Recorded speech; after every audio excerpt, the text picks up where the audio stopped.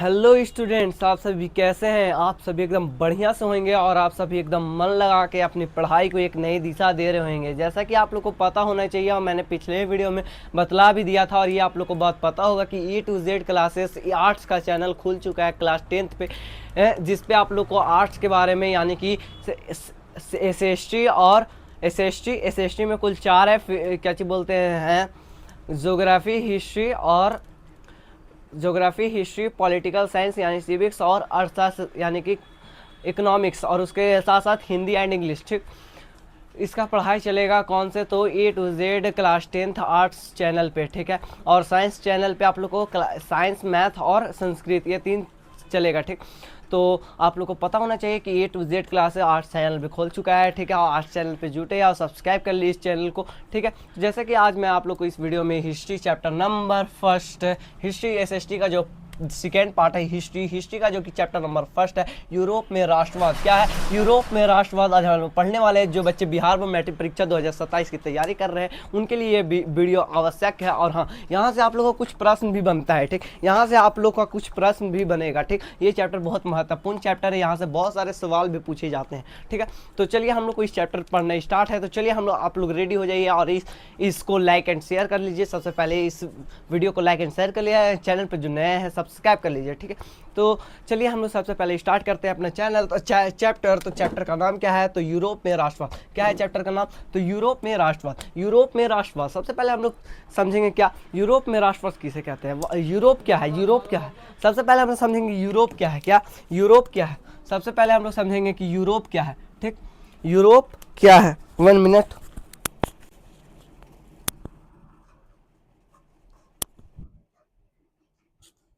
ठीक है, चलिए सबसे पहले हम लोग समझेंगे कि यूरोप क्या है। यूरोप, ठीक, तो यूरोप एक क्या है, तो महादेश है। यूरोप एक क्या है, तो यूरोप एक महादेश है। ठीक, यूरोप एक महादेश है जिसके अंदर बहुत सारे देश आते हैं, जैसे फ्रांस, जर्मनी, इटली, ठीक, ऑस्ट्रिया, हंगरी, ये सब बहुत सारे देश आते हैं, टर्की, ठीक है, ये सब पोलैंड, ये सब बहुत सारे देश आते हैं कौन, यूरोप के अंदर। तो यूरोप क्या है, तो यूरोप एक क्या है, तो यूरोप एक महादेश है। यूरोप क्या है, तो यूरोप एक महादेश है।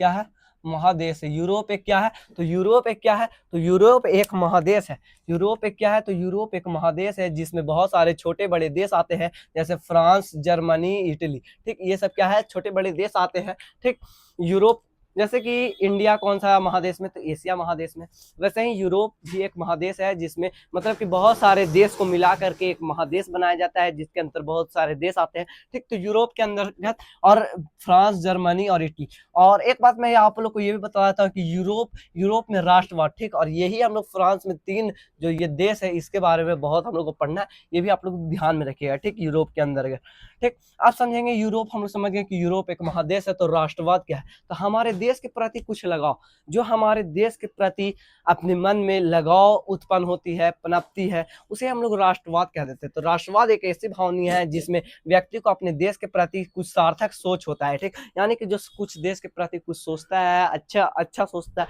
उसे राष्ट्रवाद कहते हैं। ठीक, राष्ट्रवाद कहते हैं। राष्ट्रवादी किसे कहते हैं, तो वह व्यक्ति जिसके अंतर्गत अपने देश के प्रति कुछ करने की इच्छा होती है, इच्छा पनपती है, उसे राष्ट्रवादी व्यक्ति कहा जाता है। ठीक, तो हम क्या जो व्यक्ति अपने देश के प्रति लगाव रखता है उसे राष्ट्रवादी व्यक्ति कहते हैं। ठीक, ठीक, तो आप लोग को यहाँ तक कॉन्सेप्ट क्लियर हो चुका होगा। और हाँ, राष्ट्रवाद का जो कि है विकास कब हुआ, तो 18वीं और 19वीं शताब्दी से राष्ट्रवाद का विकास हो चुका है। ठीक, पुनर्जागरण काल क्या है, तो पुनर्जागरण का शाब्दिक अर्थ है फिर से जागना, यानी कि पूरा पुनर्जागरण काल, जैसे कि 14वीं व 16वीं सदी में यूरोप में बहुत सारे क्या हुए, तो आंदोलन हुए। ठीक, बहुत सारे आंदोलन हुए, तो उसी काल को ही पुनर्जागरण काल कहते हैं। पुनर्जागरण काल का शाब्दिक अर्थ होता है फिर से जागना। ठीक, 14वीं व 16वीं सदी के बीच में यूरोप में बहुत सारे सांस्कृतिक, धार्मिक, प्रगति आंदोलन, युद्ध हुआ। ठीक, इस काल को ही क्या कहते हैं, तो पुनर्जागरण काल कहते हैं। ठीक,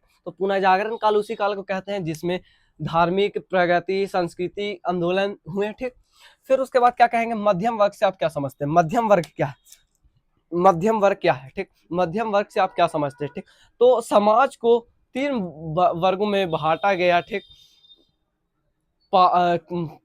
पादरी 4 वर्गों में शायद बांटा गया है। ठीक, पादरी वर्ग, कुलीन वर्ग, मध्यम वर्ग और सर्वहारा वर्ग। ठीक, तो यहाँ पे देखिए देखिए मध्यम वर्ग किसे कहते हैं, तो हम लोग समझेंगे कि मध्यम वर्ग उसे कहते हैं समाज में रहने वाले वैसे लोग जो अपना जीवन निर्वाह ठीक नौकरियों एवं छोटे मोटे व्यापार के माध्यम से करते हैं। यानी कि जो जो मध्यम वर्ग है उसमें है ना ज्यादा कोई खास लोग नहीं आते हैं। ठीक, उसमें कौन से लोग आते हैं, तो उसमें आते हैं, उसमें कौन से लगाते हैं, तो छोटे मोटे नौकरी से जो अपना छोटे मोटे व्यापार से अपने जीवन को निर्वाह करते हैं उसे हम लोग मध्यम वर्ग कहते हैं। ठीक, सर्वहारा वर्ग ये सबसे नीच वर्ग है, इसमें गरीब, किसान, मजदूर ये सब वर्ग आते हैं। ठीक, तो समाज में रहने वाले वैसे वैसे लोग जिसमें गरीब, किसान और मजदूर आते हैं। ठीक, इनके पास पूंजी का अभाव होता है, इनके पास पूंजी बहुत कम होती है। ठीक, और इसकी स्थिति बहुत दयनीय यानी कि खराब होती है। ठीक, इसे ही सर्वहारा वर्ग कहा जाता है। सर्वहारा वर्ग में मजदूर, किसान ठीक और गरीब आते हैं। ठीक, इनके पास पूंजी बहुत कम होती है और हाँ पूंजी का अभाव होता है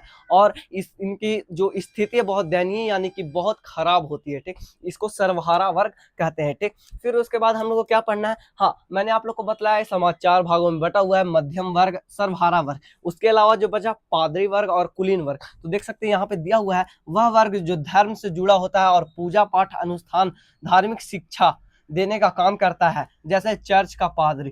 ठीक, पादरी वर्ग कोई पूछेगा तो चर्च में रहने वाले पादरी को ही पादरी वर्ग कहा जाता है, जो पूजा पाठ में मतलब कि धार्मिक शिक्षा देने का काम करता है, उसे ही हम लोग पादरी वर्ग कहते हैं। और कुलीन वर्ग किसे कहते हैं, तो वह उच्च वर्ग, कुलीन वर्ग एक उच्च वर्ग है, सबसे उच्च वर्ग है जो धन, पद, प्रतिष्ठा और विशेष अधिकार रखता है। पुराने समय में राजा, जमींदार और बड़े सामंत भी इसी में आते थे। सामंत क्या है, यहाँ पे आ गया सामंत वर्ड। सामंत क्या है, तो सामंत के मैंने आप लोग को बाद में बताऊंगा। सामंत वो होते हैं जो जमींदार जैसे कि राजा है। ठीक, राजा अपने सामंत को रखते थे, जैसे यहाँ पे कैसे रखा जाता है अपने नौकरों को वैसे रखते थे। और वह सामंत जो कि है किसान मजदूर से काम करवाता था खेत में, और एक बटे मतलब कि अनाज पैदा होता था उसका आधा लेता था, मतलब देता था अपने अनुसार। ठीक, तो उसे ही हम लोग सामंत कहते थे। ठीक, तो सामंत के आप लोग को बारे में पार्ट 2 में बतलाऊंगा, ये पार्ट आप लोग का फर्स्ट हुआ। ठीक, तो यहाँ पे आप लोग समझ गए, सारा चीज समझ गए। ठीक, कि मध्यम वर्ग, सर्वहारा वर्ग और कुलीन वर्ग और पादरी वर्ग, ये 4 आप लोग समझ चुके होंगे। ठीक है, अब हम लोग कहेंगे साम्राज्यवाद या फिर उपनिवेशवाद किसे कहते हैं। ठीक, साम्राज्यवाद या फिर उपनिवेशवाद। ठीक, साम्राज्यवाद और उपनिवेशवाद किसे कहते हैं, तो ये आप लोग को सबसे अच्छा टॉपिक है, ये आप लोगों को क्लास 9 में पढ़े होंगे कि जब कोई शक्तिशाली देश अपने छोटे देश को अधिकार जमा लेता है, अपने छोटे देश के ऊपर अधिकार जमा लेता है। ठीक, चाहे शोषण करता है, उसके ऊपर शोषण करके अधिकार जमा लेता है, उसे ये साम्राज्यवाद या फिर उपनिवेशवाद या फिर उपनिवेश कहा जाता है। ठीक, अब पहले के जमाने में उपनिवेश इसलिए किया जाता था अपने सामान को बेचने के लिए उपनिवेश में। ठीक, बहुत सारे तरीके से। ठीक, तो वही कहता है कि जब कोई क्या शक्तिशाली देश अपने कमजोर देश के ऊपर अधिकार जमा लेता है तो उसे ही क्या कहते हैं, उपनिवेश। उस देश का वो क्या कहलाता है, तो उपनिवेश कहलाता है। ठीक, अब हम लोग पढ़ेंगे, ये लास्ट टॉपिक है आज के वीडियो का, 1789 ईस्वी की फ्रांसीसी क्रांति। 1789 यानी कि 1789 ईस्वी में जो फ्रांसीसी यानी कि फ्रांस में क्रांति हुआ था। 1789 ईस्वी में फ्रांस का क्रांति हुआ था, कहाँ से हुआ था, तो आप लोग याद रखिए बैस्टिल के किले से 1789 ईस्वी में फ्रांस का क्रांति हुआ। उस समय जो राजा था वह लुई 16वां था। उस समय जो राजा था फ्रांस का, उसका नाम लुई 16वां था। ठीक, 16वां राजा था इसलिए लुई 16वां रखा गया। वह एक निरंकुशवादी राजा था, यानी कि जनता के प्रति कोई भलाई का काम नहीं करता था। ठीक, उसकी पत्नी का नाम मेरी एंटोनीट थी, जो इतनी खर्चीली थी कि वह बहुत पैसा खर्चा करती थी। इससे फ्रांस का जो आर्थिक स्थिति था वह बहुत खराब होते जा रहा था। ठीक, फिर उसके बाद क्या कह सकते हैं, तो लुई 16वां जो बोर्बो राजवंश का था, या कौन सा राजवंश का था, तो यह बोर्बो राजवंश का था। यह निरंकुशवादी राजा था, यह फ्रांस का सम्राट था। और इसकी जो पत्नी थी वह मेरी एंटोनेट इसका नाम था। वह ऑस्ट्रिया की राजकुमारी थी, या ऑस्ट्रिया एक देश है, ठीक, उसकी राजकुमारी थी। और इसका मृत्यु 1793 ईस्वी को हो गया गिलोटिन पर चढ़ा करके। ठीक, तो आप लोग समझ चुके होंगे क्यों क्रांति हुआ, कि देखिए जैसे कि लोग के प्रति कुछ करता नहीं था तो लोग, और आर्थिक स्थिति खराब होते जा रही थी। सिर्फ समाज में ये जो 2 वर्ग था, पादरी और कुलीन, यही दोनों वर्ग को बहुत अधिकार दे दिया था, बहुत ज्यादा अधिकार दे दिया था। ठीक, सामंतों को अधिकार दे दिया था। ठीक, और गरीब मजदूर पर अत्याचार कर रहा था। ठीक, इसी के वजह से जो मध्यम वर्ग का बीच में उदय हुआ, और मध्यम वर्ग का उदय हुआ तो इसी में जो लोग निकले, क्या निकले, कौन कौन से, तो वॉल्टेयर, रूसो, ये सब अपनी सोच बदले और सोच बदल करके ये क्रांति करना पड़ा। ठीक, तो हम लोग लिखेंगे 1789 ईस्वी की फ्रांस की क्रांति के मुख्य कारण जो कि था, मुख्य कारण क्या क्या था, तो सामाजिक कारण था, आर्थिक कारण था, राजनीतिक कारण था, को माना गया है। ठीक, सामाजिक, आर्थिक, राजनीतिक कारण को माना गया है। ठीक, फ्रांस की क्रांति के समय निरंकुशवादी राजा लुई 16वां था। इसके कारण सभी प्रदेशों की आर्थिक स्थिति क्या थी, तो खराब थी, और पादरी एवं कुलीन वर्ग की स्थिति अच्छी थी। इस क्रांति के मार्ग को वोल्टेयर, रूसो और मोंटेस्क्यू ने आगे बढ़ा। ठीक, तो हम लोग यहाँ तक समझ गए फ्रांस की क्रांति 1789 ईस्वी क्रांति। अब 1789 ईस्वी क्रांति के बाद ये 1793 को क्या कर दिया गया, तो राजा जो कि लुई 16वां और उसकी पत्नी दोनों को मार दिया गया गिलोटिन पर चढ़ा के। गिलोटिन एक होता था, ठीक, यहाँ पे जैसे कि मूड़ी रख दिया जाता था, फंसा कर ऊपर से एक लोहे का रहता था और गिरा दिया जाता था। ठीक, तो उससे सर कट जाता था, जैसे बलि का कैसे बकरा दिया वैसे टाइप में, ठीक, सर कट जाता था। ठीक, तो 1789 ईस्वी के बाद राजा हट गया लुई 16वां। अब लुई 16वां की जगह कोई आएगा फ्रांस का राजा कि नहीं आएगा, इसके बारे में अब कल के वीडियो में हम लोग समझेंगे कि फ्रांस का क्रांति 1789 ईस्वी से 1793 ईस्वी में जब राजा लुई 16वां का खत्म हो गया, तो उसके बाद कौन राजा आया, क्या किया गया फ्रांस में। ठीक, तो आज के लिए इतना ही, मिलते हैं नेक्स्ट वीडियो में। और ये पार्ट 1 था, आप लोग को पार्ट 1 बेहतर लगा होगा। आगे की वीडियो, आप लोग आगे की कहानी जानना है तो पार्ट 2 को जान ले। और ये जो चैनल है उसको ज़्यादा से ज़्यादा शेयर करें। Arts A to Z classes, arts from Hindi medium, class 10। ठीक, मिलते हैं नेक्स्ट वीडियो में। आज के लिए उतना ही। और आज का वीडियो कैसा लगा, आज का ये क्लास कैसा लगा, आप लोग कमेंट में बताएंगे। मिलते हैं नेक्स्ट वीडियो में, आज के लिए इतना ही। Okay, bye bye.